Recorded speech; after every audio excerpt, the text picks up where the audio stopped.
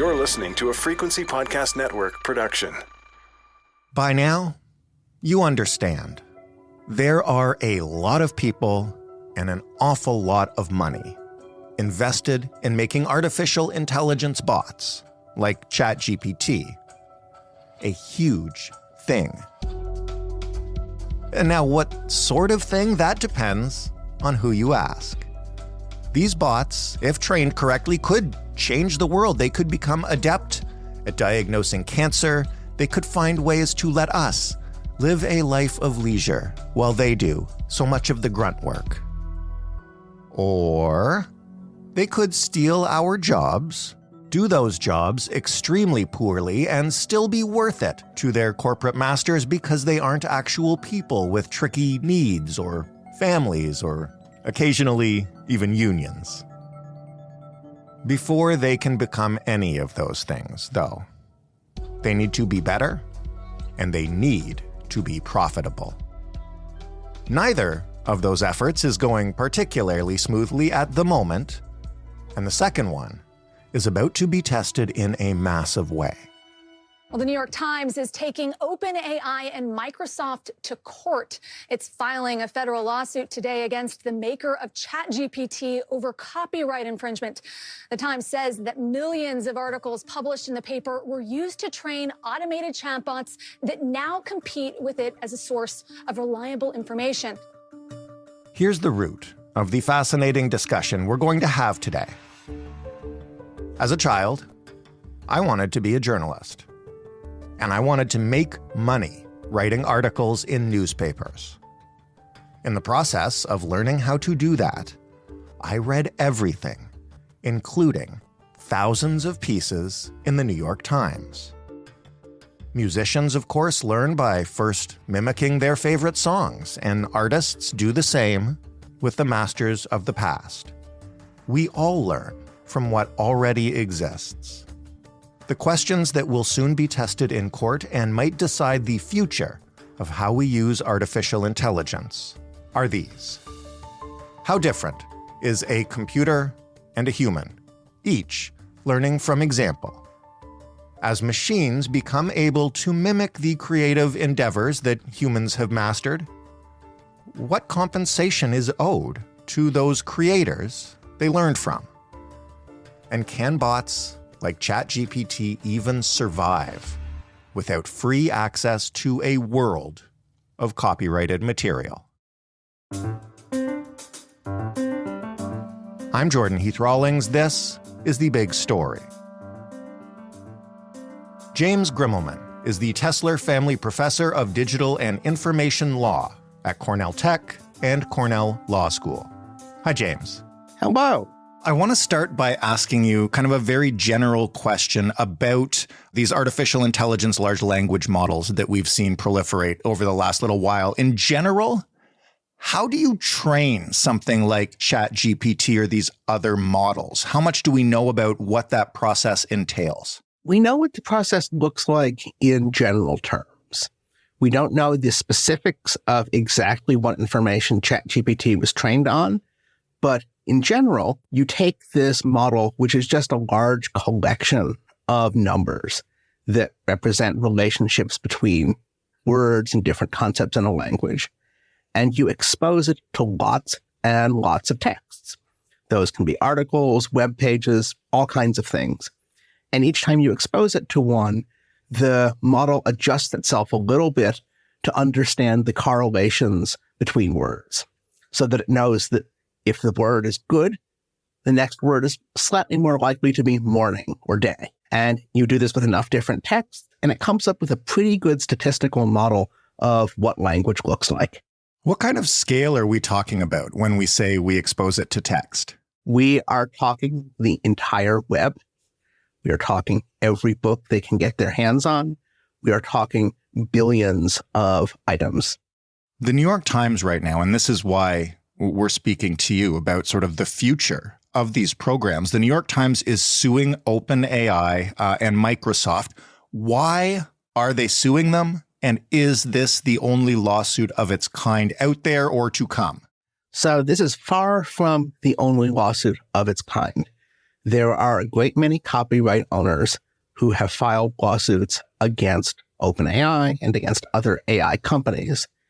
And the general tenor of all of these lawsuits is copyright infringement. That among those texts that these models have been trained on, there are the copyrighted stories, books, code written by the plaintiffs. And the argument is that these models were built by learning from our work, and therefore that's a use of this work that we as copyright owners should be allowed to approve of or say no to. As we get into the specifics of this, do we know exactly what texts have been used to train which AIs? We do not have perfect knowledge. Partly this is because of copyright lawsuits. As the first ones were filed or announced, the AI companies became much cagier about saying exactly what works they've trained on. But in general terms, the Times in particular has done a really strong job of showing that ChatGPT has to have been trained on New York Times articles. They have found ways of prompting the model to say, tell me about what happened on this date in this place. And if they specify that just right, ChatGPT will respond with the text of a New York Times article. Or they will feed it a couple of sentences from the article, and then ChatGPT will show that it's able to continue the article near word for word. That's so interesting. I thought that the purpose of training these models and these programs were so that it could kind of synthesize all the information and come up with its own responses. What you're saying is if you ask it certain questions, it will simply respond with the text of a New York Times article. Yes. And I don't think this is the desired behavior from OpenAI's perspective. They would prefer that it come back with a general summary.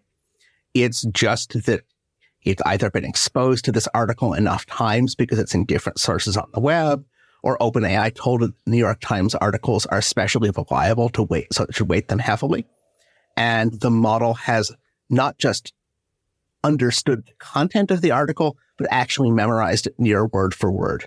It's like a student studying for a test. At some point, they go beyond getting the concept and are able to spit out their notes word for word. In the future of AI and its applications, presumably it's eventually going to be used to make a profit. How important is the New York Times case in particular, but also other copyright cases? These could be highly significant because they can control both whether it's possible to train these AIs at all and also where the money will go if there is a value. What's the defense on ChatGPT or OpenAI's part? So the defense here would be fair use, which is a U.S. concept. And other countries have their own legal rules for copyright. Some European countries have special exceptions for what's called text and data mining. But here in the U.S., the main defense would be fair use. And fair use has always allowed the use of copyrighted works for purposes that don't harm authors, but advance other socially valuable purposes. It's been used for things like criticism. So if you want to write a critical book review, you're allowed to quote from the book to make your points. It has been used for art that comments on or remixes existing works. It has been used for home recording. So you have a VCR, you can take TV shows off the air. And most relevantly, it's been used for a couple of bulk technological uses, plagiarism detection or Google's search engine for books. In those cases, the idea is that the computer system learns from a whole lot of copyrighted works, and it then does something else interesting. It doesn't give you the whole book. It shows you which books talk about a given topic. It doesn't write essays. It tells you whether an essay has been plagiarized. What's the difference between those uses you just cited and what ChatGPT does? So OpenAI would say that there's almost no difference, that these are almost exactly the same. The plaintiffs, I think, would say the difference is these other uses don't reproduce a lot of the work itself.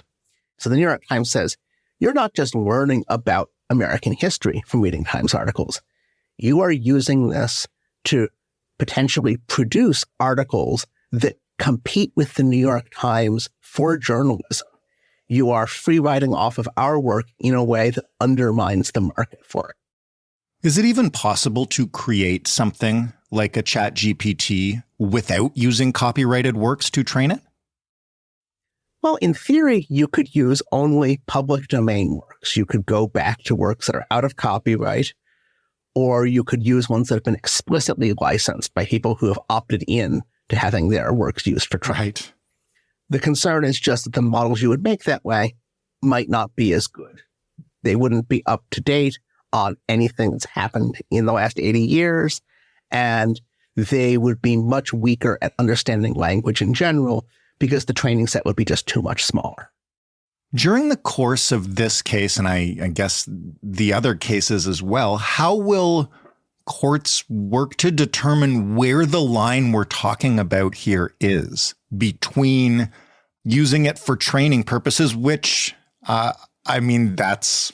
I learned to be a journalist in part by reading the New York Times obsessively, between that use and the use of actively stealing copyrighted works like the Times will demonstrate by saying, look, here's our article coming out of ChatGPT. How do you figure out that line?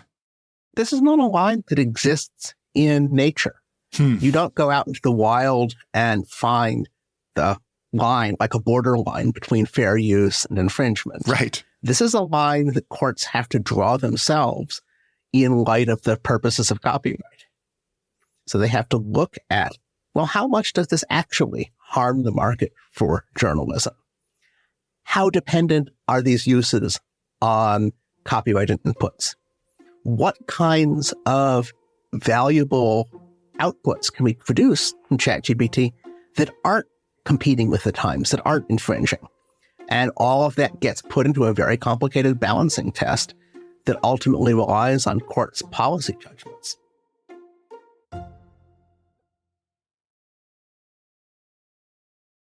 What are the plaintiffs seeking in these cases? And maybe it differs from case to case. Are they saying, no, we want you to prohibit companies like OpenAI from using any of our works to train it? Or are they seeking compensation for their use, for their works being used, and to turn that into part of a profitable business model? There's a variety among plaintiffs. So if you ask them what they want and look at their filings in court, some of them are hostile to the whole project. They think that these AIs are inhuman abominations, and they would be happy to see them burnt to the ground. A lot of the other plaintiffs, like the media companies and some of the authors, just think that it's unfair that they're being cut out of the value. They want what they see as fair compensation for the value that their works create. Now, in terms of what they're actually asking for in court, the requested remedies are very similar. They want an award of damages to compensate them, and they want injunctions that would stop the AI companies from doing this without permission. I think the difference is some plaintiffs would want those injunctions just to stop it, and then they're satisfied, whereas a lot of the others would like it as a starting point for negotiations. If you want to use our works, we have to agree on a mutually agreeable split. How much would being forced to pay companies like the Times or authors actually impact the future of artificial intelligence? I don't think, right now, most of these programs are free to use. They're kind of in their infancy, but presumably eventually they're going to be for-profit enterprises. And how much does the fact that you would have to pay to train them impact the future of it? So partly it affects how much money there is in this. And I don't think it's an insuperable problem if they have to negotiate with media companies. Spotify has to negotiate with music companies in order to get permission to play the music. Spotify has managed to survive and thrive. So it's, you can make a profitable tech company when you need to pay for your copyrighted inputs.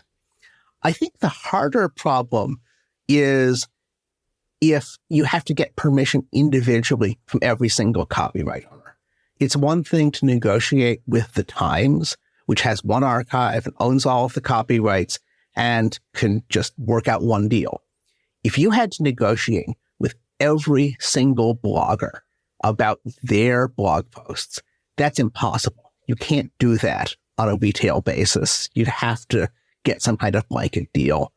And so it's an existential threat to AI really only if every individual author can block the whole project.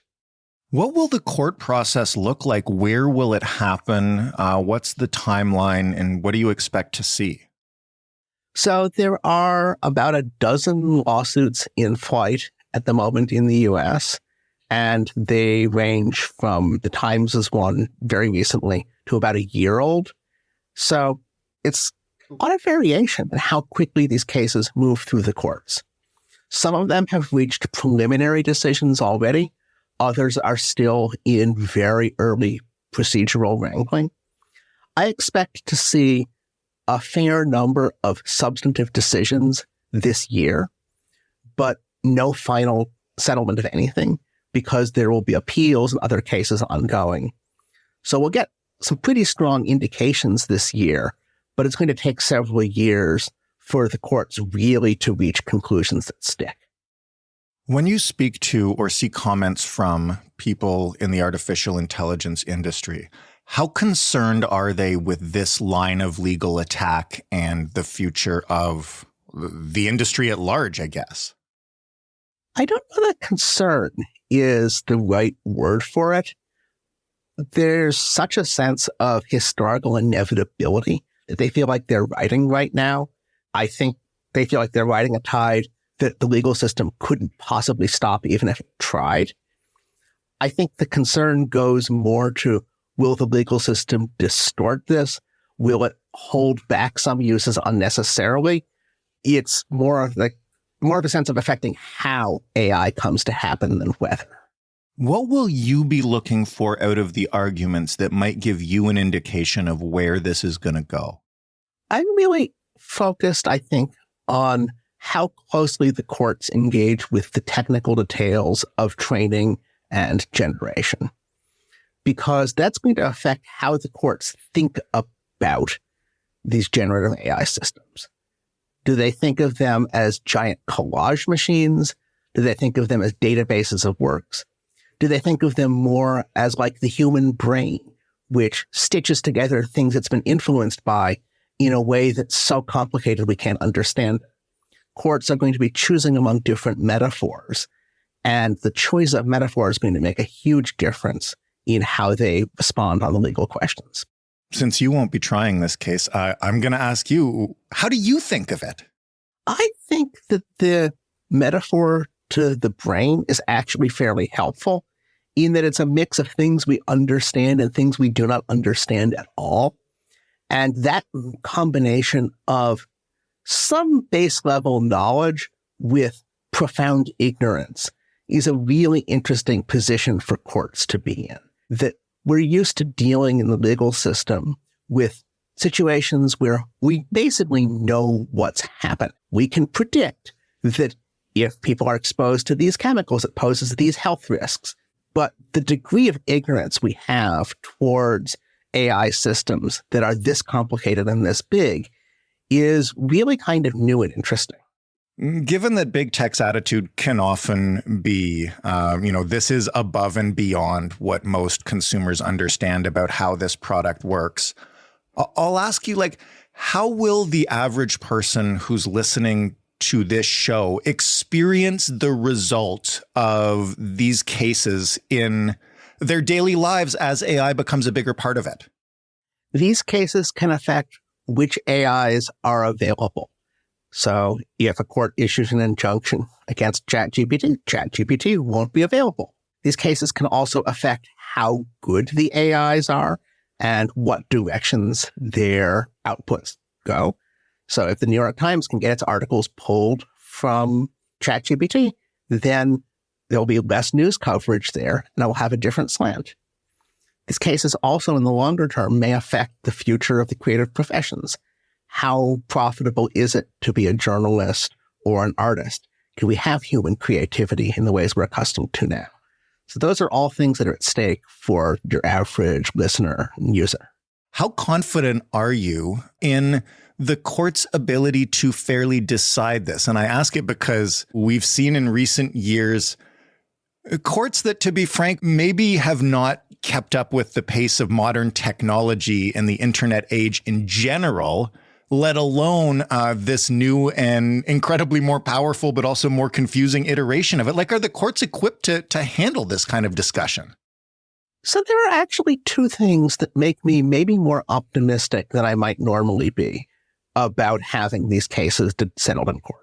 And the first is that we're having a real AI moment. Generative AI is everywhere in public consciousness. People are talking about it. And judges are people too. They read the news. They're going to get a lot of information about this from the massive public interest. So they're not coming at some obscure technical topic cold. As the public gets better educated about generative AI and how it works, judges will too. And the other thing that makes me way more relaxed about how things are going to go is that we're not looking at one lawsuit. So it's not hinging on any one judge, because judges can be very variable. They have good days and bad. Some of them are closely involved with the technology, others aren't. But once you have a bunch of different judges looking at something, you get much more of a wisdom of crowds effect. They read each other's work and learn from it, and you get better outcomes from the courts when judges can really think through the issues as a group collectively deliberating. And so the fact that we have so many lawsuits with all these variations between them, different plaintiffs and different defendants and different legal theories and different courts, gives the legal system a lot of opportunity to learn from itself as it goes. James, thank you so much for this. It's a fascinating thing to discuss. And I guess the first judge to issue a ruling will kind of influence the second one. We are all influencing each other and all learning from each other. It's like we're all a large language model. James, thank you so much for this. You're very welcome. It's been a pleasure. James Grimmelmann of Cornell Tech and Cornell Law School. That was The Big Story. For more, hit up thebigstorypodcast.ca. You can find every episode we've ever done there. There's now more than 1,600 of them. I check every couple of months because I lose track. If you have feedback for us on this episode or any other, we are planning an entire episode consisting of listener feedback and what we think about it. So get it in now to perhaps be included in that one.